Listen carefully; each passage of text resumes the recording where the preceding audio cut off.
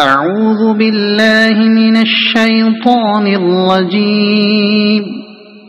بسم الله الرحمن الرحيم. طاسيم.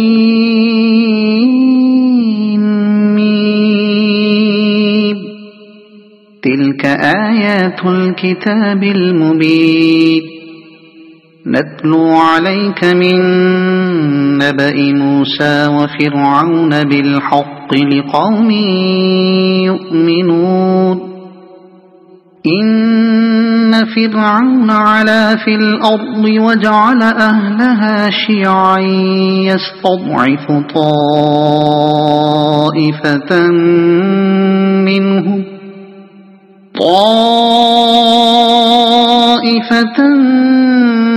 منهم يذبح أبناءهم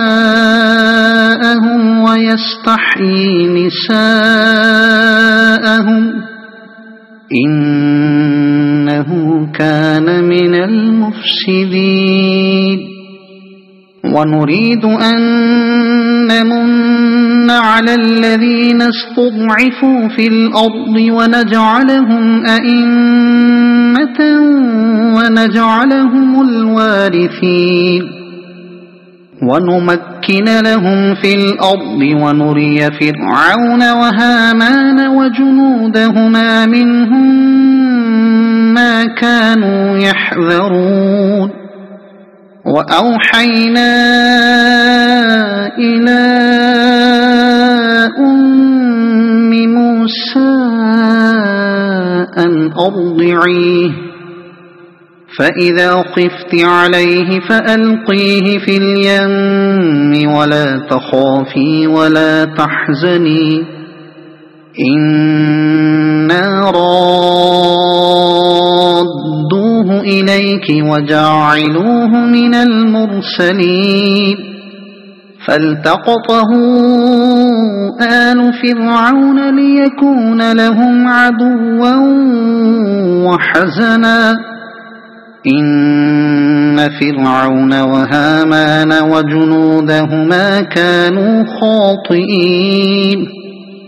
وقالت امرأة فرعون قرة عين لي ولك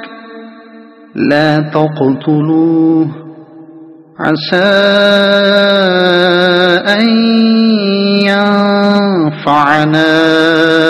أو نتخذه ولدا وهم لا يشعرون. وأصبح فؤاد أم موسى فارغا إن كادت لتبدي به لولا أن ربطنا على قلبها لتكون من المؤمنين. وقالت لأخته قصيه فبصرت به عن جنب وهم لا يشعرون. وحرمنا عليه المراضع من قبل فقالت هل أدلكم على أهل بيت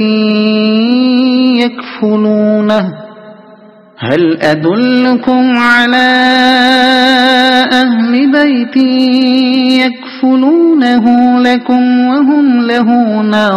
ناصحون. فرددناه إلى أمه كي تقر عينها ولا تحزن ولتعلم أن وعد الله حق ولكن أكثرهم لا يعلمون. ولما بلغ أشده واستوى آتيناه حكما وعلما وكذلك نجزي المحسنين. ودخل المدينة على حين غفلة من أهلها فوجد فيها رجلين يقتتلان هذا من شيعته وهذا من عدوه فاستغاثه الذي من شيعته على الذي من عدوه فوكزه موسى فقضى عليه قال هذا من عمل الشيطان إنه عدو مضل مبين قال رب إني ظلمت نفسي فاغفر لي فغفر له إنه هو الغفور الرحيم قال رب بما أنعمت علي فلن أكون ظهيرا للمجرمين فأصبح في المدينة خائفا يترقب فإذا الذي استنصره بالأمس يستصرخه قال له موسى إنك لغوي مبين فلما أن أراد أن يبطش بالذي هو عدو لهما قال يا موسى أتريد أن تقتلني قال يا موسى أتريد أن تقتلني كما قتلت نفسا بالأمس إن تريد إلا أن تكون جبارا في الأرض وما تريد أن تكون من المصلحين وجاء رجل من أقصى المدينة يسعى قال يا موسى إن الملأ يأتمرون بك ليقتلوك فاخرج إني لك من الناصحين فخرج منها خائفا يترقب قال رب نجني من القوم الظالمين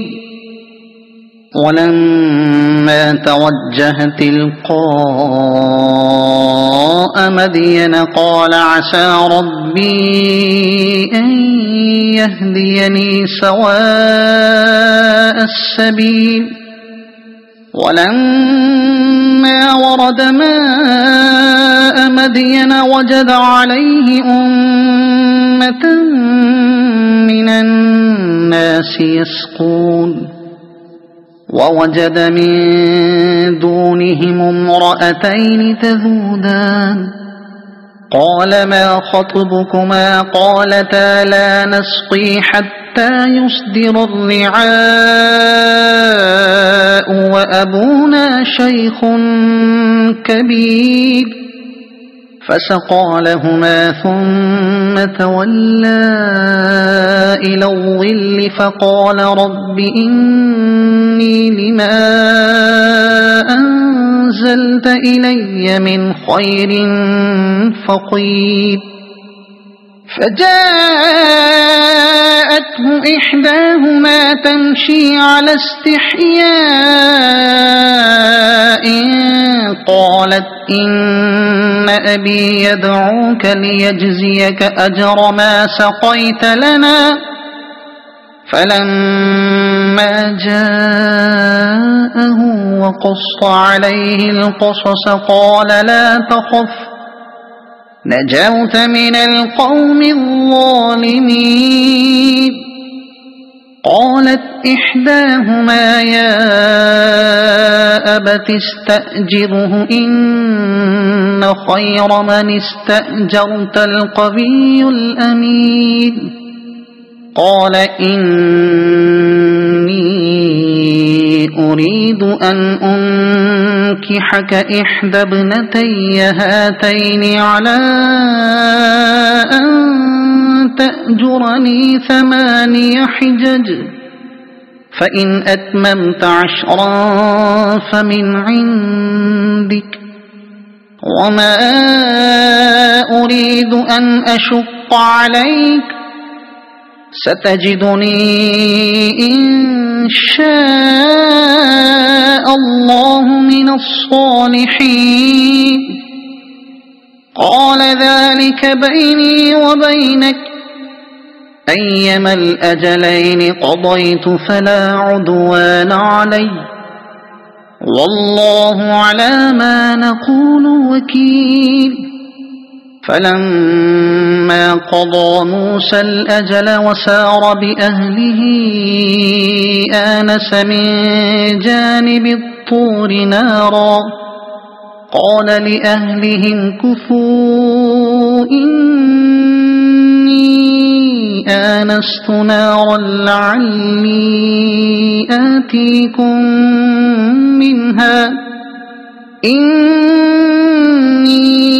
آنست نارا لعلي آتيكم منها بخبر أو جذوة من النار لعلكم تصطلون فلما أتاها نودي من شاطئ الوادي الأيمن في البقعة المباركة من الشجرة أن يا موسى إني أنا الله رب العالمين وأن ألق عصاك فلما رآها تهتز كأنها جان ولا مدبرا ولم يعقب يا موسى أقبل ولا تخف إنك من الآمنين أسلك يدك في جيبك تخرج بيضاء من غير سوء واضمم إليك جناحك من الرهب فذلك برهانان من ربك إلى فرعون وملئه إنهم كانوا قوما فاسقين قال رب إني قتلت منهم نفسا فأخاف أن يقتلون وأخي هارون هو أفصح مني لسانا فأرسله معي يرد أن يصدقني إني أخاف أن يكذبون قال سنشد عضدك بأخيك ونجعل لكما سلطانا فلا يصلون إليكما بآياتنا أنتما ومن اتبعكما الغالبون فلما جاءهم موسى بآياتنا بينات قالوا ما هذا إلا سحر مفترى وما سمعنا بهذا في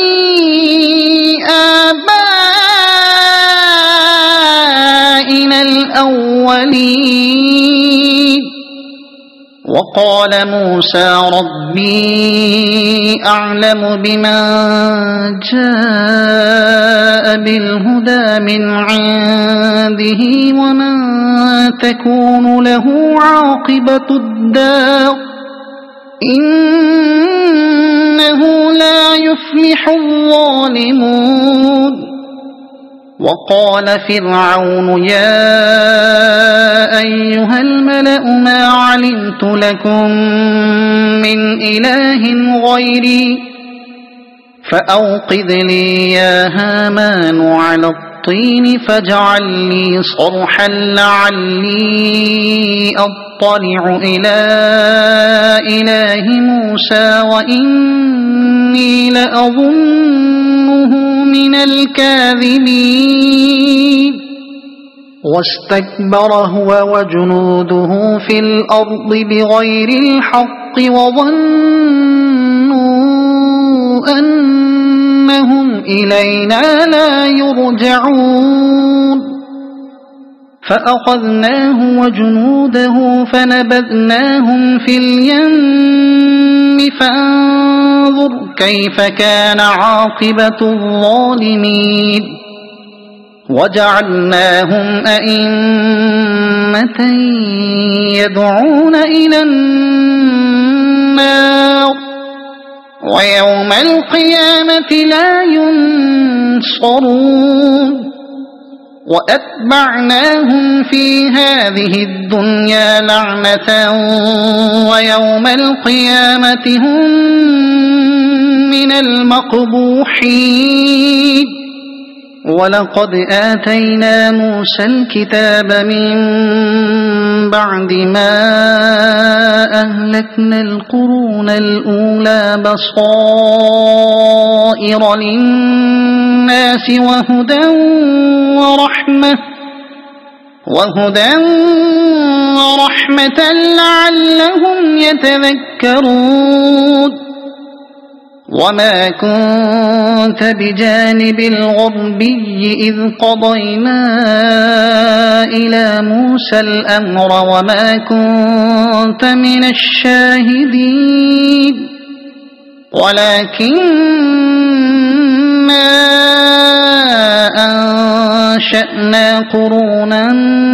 فتطاول عليهم العمر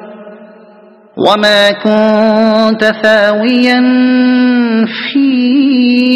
أهل مدين تتلو عليهم آياتنا ولكننا كنا مرسلين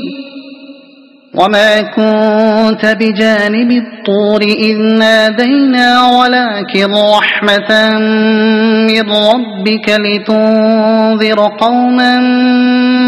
ما أتاهم من نذير من قبلك لتنذر قوما ما أتاهم من نذير من قبلك لعلهم يتذكرون ولولا أن تصيبهم مصيبة بما قدمت أيديهم فيقولوا ربنا لولا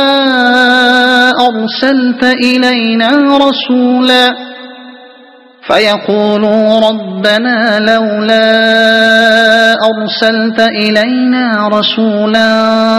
فنتبع آياتك ونكون من المؤمنين فلما جاءهم الحق من عندنا قالوا لولا أوتي مثل ما أوتي موسى أولم يكفروا بما أوتي موسى من قبل قالوا سحران تظاهرا وقالوا إنا بكل كافرون قل فأتوا بكتاب من عند الله هو أهدى منهما أتبعه إن كنتم صادقين فإن لم يستجيبوا لك فاعلم أنما يتبعون أهواءهم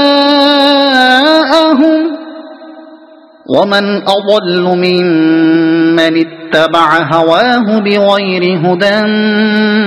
من الله إن الله لا يهدي القوم الظالمين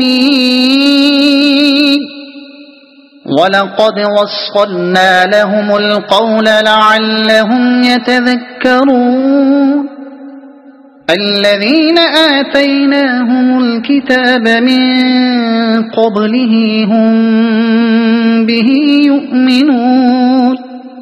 وإذا يتلى عليهم قالوا آمنا به إنه الحق من ربنا إنا كنا من قبله مسلمين أولئك يؤتون أجرهم مرتين بما صبروا ويدرؤون بالحسنة السيئة ومما رزقناهم ينفقون وإذا سمعوا اللغو أعرضوا عنه وقالوا لنا أعمالنا ولكم أعمالكم سلام عليكم لا نبتغي الجاهلين إنك لا تهدي من أحببت ولكن الله يهدي من يشاء وهو أعلم بالمهتدين وقالوا إن نتبع الهدى معك نتخطف من أرضنا أولم نمكن لهم حرما آمنا يجبى إليه ثمرات كل شيء رزقا من لدنا ولكن أكثرهم لا يعلمون وكم أهلكنا من قرية بطرت معيشتها فتلك مساكنهم لم تسكن من بعدهم إلا قليلا وكنا نحن الوارثين وما كان ربك مهلك القرى حتى يبعث في أمها رسولا يتلو عليهم آياتنا وما كنا مهلك القرى إلا وأهلها ظالمون وما أوتيتم من شيء فمتاع الحياة الدنيا وزينتها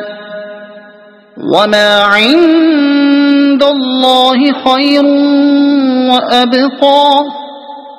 أفلا تعقلون أفمن وعدناه وعدا حسنا فهو لاقيه كمن متعناه متاع الحياة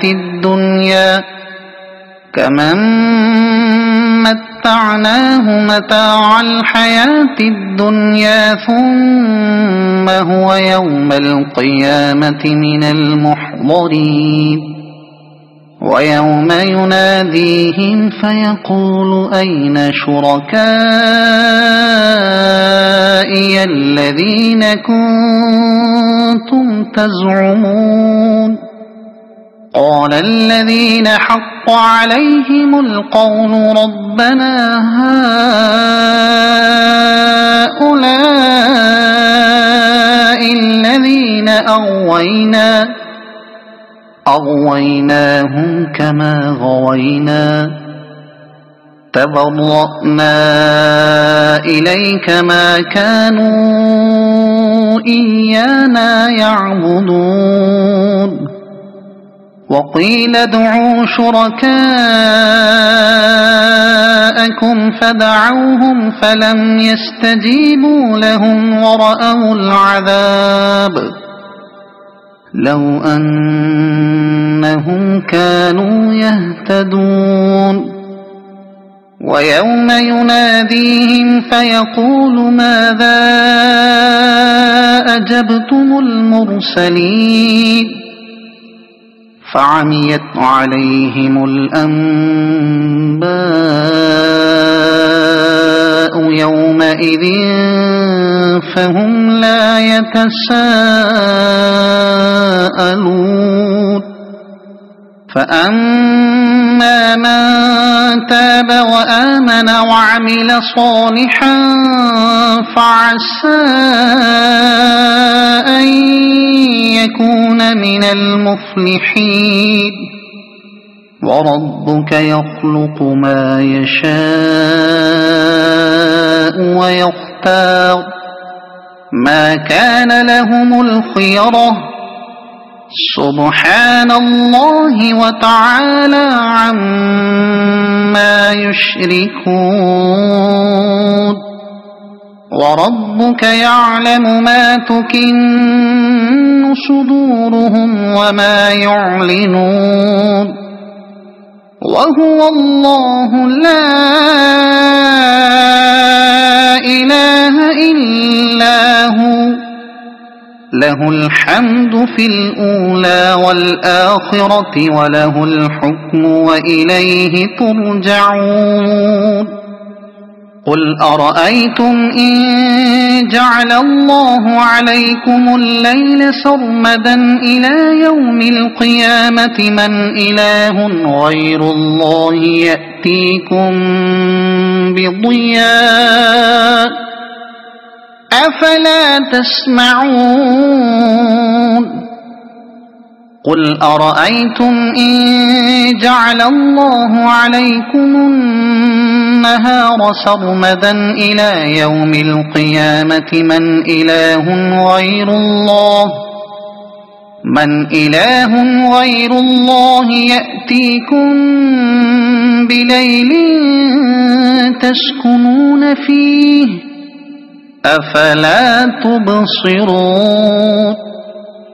ومن رحمته جعل لكم الليل والنهار لتسكنوا فيه ولتبتغوا من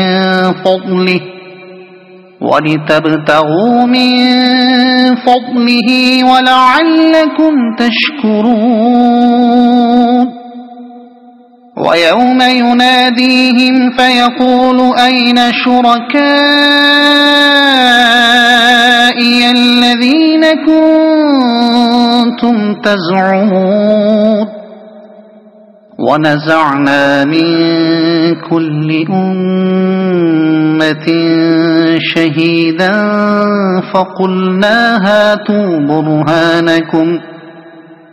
فقلنا هاتوا برهانكم فعلموا أن الحق لله وضل عنهم ما كانوا يفترون إن قارون كان من قوم موسى فبغى عليهم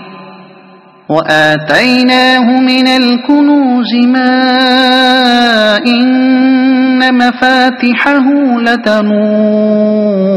بالعصبة أولي القوة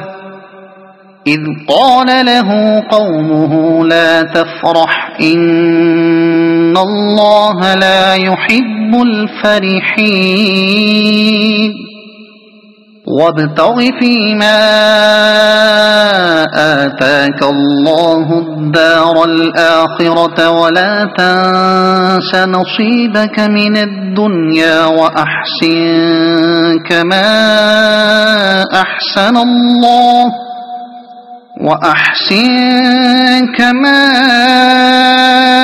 أحسن الله إليك ولا تبغ الفساد في الأرض إن الله لا يحب المفسدين قال إنما أوتيته على علم عندي أولم يعلم أن الله قد أهلك من قبله من القرون من هو أشد منه قوة وأكثر جمعا ولا يسأل عن ذنوبهم المجرمون فخرج على قومه في زينته قال الذين يريدون الحياة الدنيا يا ليت لنا مثل ما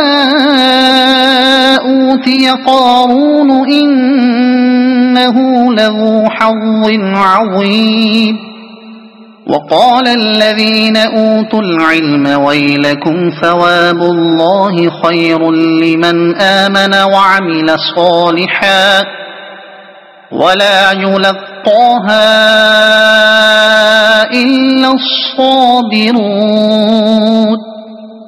فخسفنا به وبداره الأرض فما كان له من فئة ينصرونه من دون الله وما كان من المنتصرين وأصبح الذين تمنوا مكانه بالأمس يقولون ويك أن الله يبسط الرزق لمن يشاء ويك أن الله يبسط الرزق لمن يشاء من عباده ويقدر لولا أن من الله علينا لخسف بنا ويكأنه لا يفلح الكافرون تلك الدار الآخرة نجعلها للذين لا يريدون علوا في الأرض ولا فسادا والعاقبة للمتقين من جاء بالحسنة فله خير منها ومن جاء بالسيئة فلا يجزى الذين عملوا السيئات إلا ما كانوا يعملون إن الذي فرض عليك القرآن لرادك إلى معاد قل ربي أعلم من جاء بالهدى ومن هو في ضلال مبين وما كنت ترجو أن يلقى إليك الكتاب إلا رحمة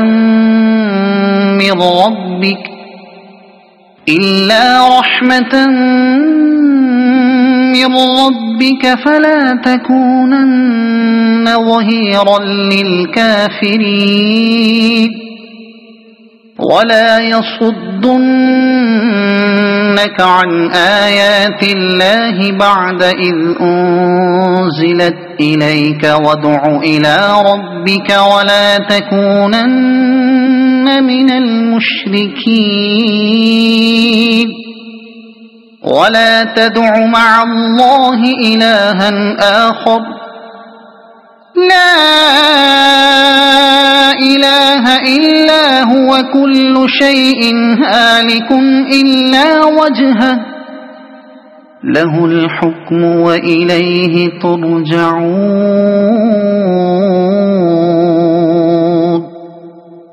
صدق الله العظيم.